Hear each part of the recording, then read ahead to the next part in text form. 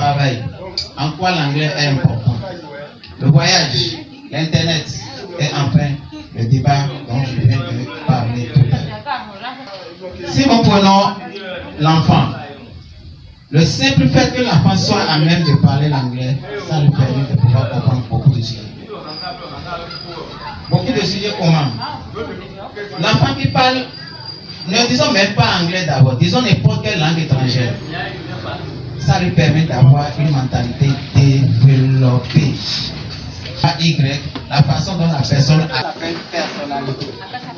Aussi de pouvoir développer ce qu'on appelle la confiance en soi. Non. Donc il a une certaine curiosité par rapport à la société. Par rapport à l'éducation, du simple fait d'être capable de parler anglais, ça va vous permettre de voyager d'un pays à un autre. L'anglais aujourd'hui est une clé qui permet d'ouvrir beaucoup de portes. Vous voyagez d'un pays à un autre, ça vous permet d'avoir des opportunités. Ça vous permet de ne pas être confronté à ce qu'on appelle barrière linguistique.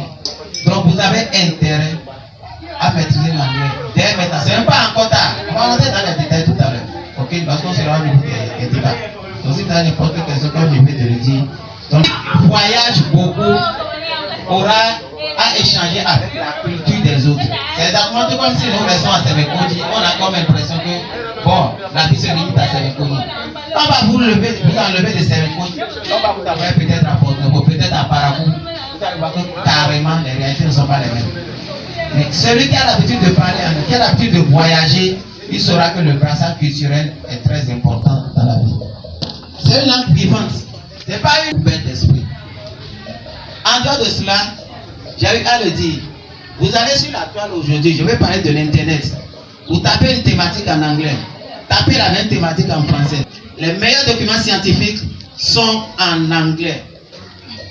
80-90% des documents scientifiques qui sont sur la toile sont en anglais. Cela veut dire quoi? Si vous êtes en train de faire une recherche et vous tapez la thématique en français et vous ne trouvez pas, tapez ça en anglais. Il n'y a rien, vous allez trouver. Faire la recherche, c'est une question de patience. C'est pas parce que j'ai tapé une fois, deux fois, et je n'ai pas eu de résultats que j'aurais souhaité, que je vais me décourager. Non. Ce n'est pas la thématique d'aujourd'hui, ça c'est juste une parenthèse. La plupart du temps, quand on veut parler anglais, on a peur de mal parler. Et on a peur de la réaction des autres. Je suis sûr que c'est à cause de ça qu'ils ne pourraient pas prendre le micro. Non, la réaction des autres doit vous doper le moral. Vous devez dire que ça c'est un défi dans le vie. Parce que si vous analysez très bien, c'est ceux qui a déjà dans ce public-là, ils n'ont pas le même niveau que vous en anglais. Je suis certain. Avec un C. Il a demandé tout à l'heure s'il va répondre en anglais ou en français. C'est bien ça. Hein? Ce qui m'a enchanté, c'est quoi? Il y a 4 compétences en anglais. Qui les connaît? Les 4 compétences là, si vous arrivez à les maîtriser, c'est fini. C'est à cause de ça que je suis content de lui. Pourquoi? Parce que dès que vous parlez à un interlocuteur, ce qui doit vous préoccuper, est-ce qu'il a compris votre message? S'il a compris votre message, pour un début là, même si c'est fort ou bien bon ou bien pour aller parler là, permettez-le. Parce qu'au moins il y a déjà un niveau en listening. I don't know if you get me. Je ne sais pas si vous comprenez. C'est un peu. Si la personne arrive déjà à vous comprendre, c'est déjà l'essentiel. Ça c'est déjà le listening.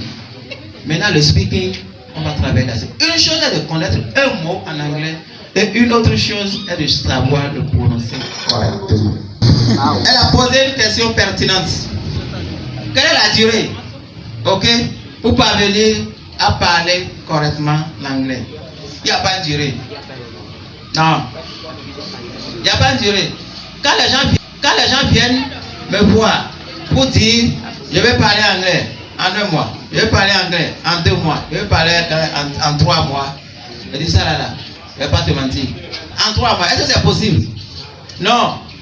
Parce que si vous devez agir sur les 4 compétences, ce n'est pas une course contre la montre. Comment je prends quelqu'un? On agit sur les 4 compétences. Je fais aussi des formations en ligne. Aujourd'hui c'est mercredi, c'est ça non? Toutes les vacances on organise pratiquement quelque chose dans la communauté. Le samedi, dans 3-4 jours, on sera à Porto pour une cérémonie de clôture. On a commencé depuis 2 mois. Et c'est purement l'anglais pratique. Depuis 2 mois. Pour parler l'anglais, ce n'est pas une question de 1 mois, 2 mois, 3 mois.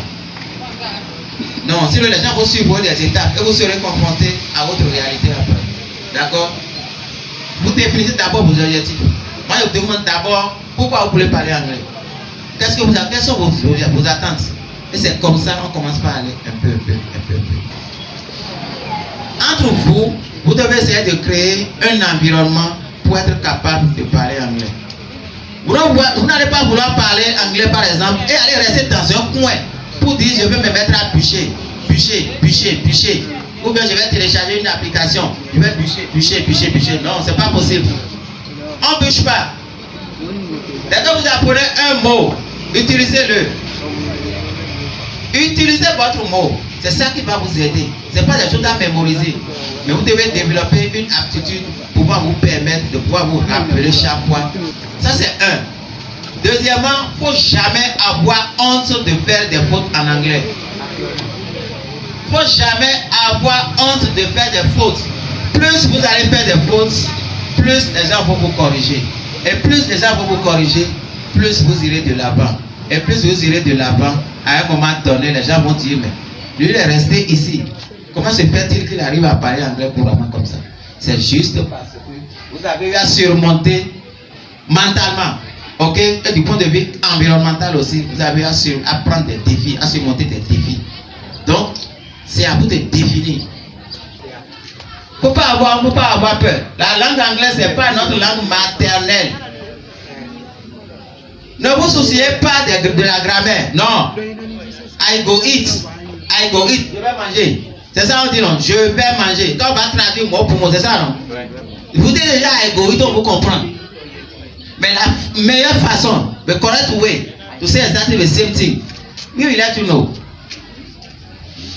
Ok? Dites d'abord I go eat. Est-ce que la personne vous a compris? C'est déjà bon. Maintenant, la meilleure façon là, progressivement, ça va venir. Donc ne dites pas, j'aurais peur, j'aurais honte de faire des fautes. Non.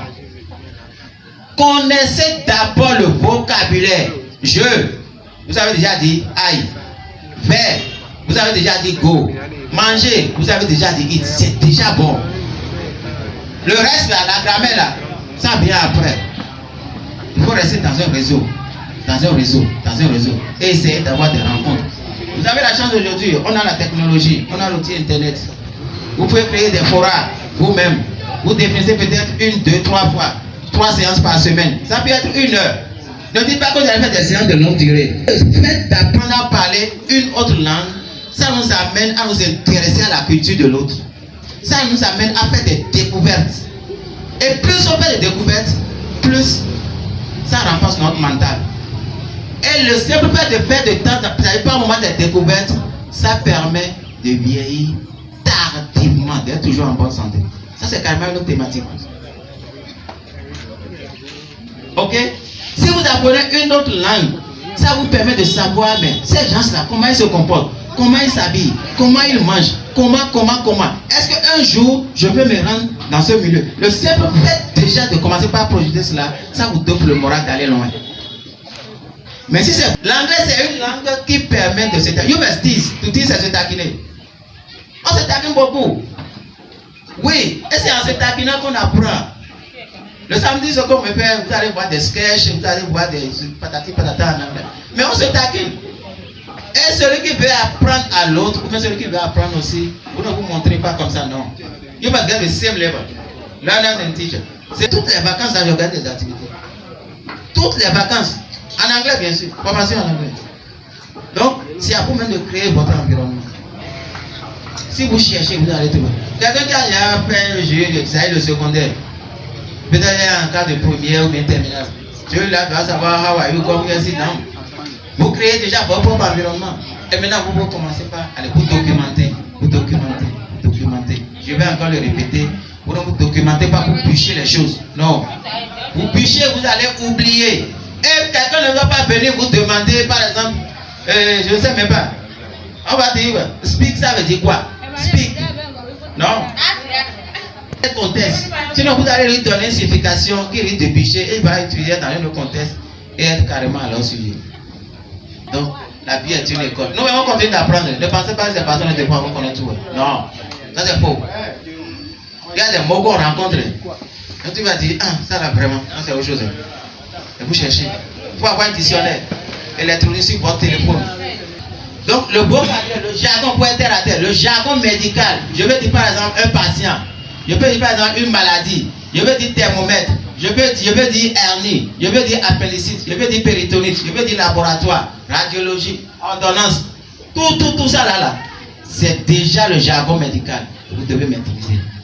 Si vous ne maîtrisez pas, la personne est en train de faire peut-être du paludisme. Elle demande, what am I suffering from? Ok? Et vous allez appeler le nom d'une autre maladie pour créer la trouille en son sein? Non. Chaque domaine avec sa terminologie.